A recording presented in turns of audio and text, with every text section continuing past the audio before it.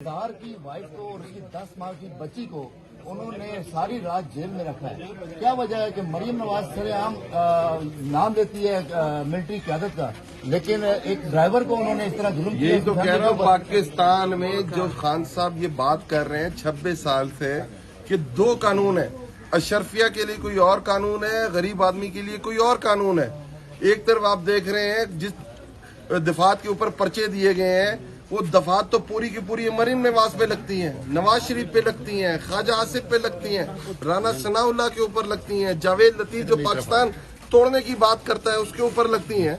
उन पे तो कुछ नहीं होता, पर दूसरी तरफ एक गरीब ड्राइवर के घर के अंदर घुसा जाता है, चार दीवारी का तकद्दुस पमाल किया जाता है।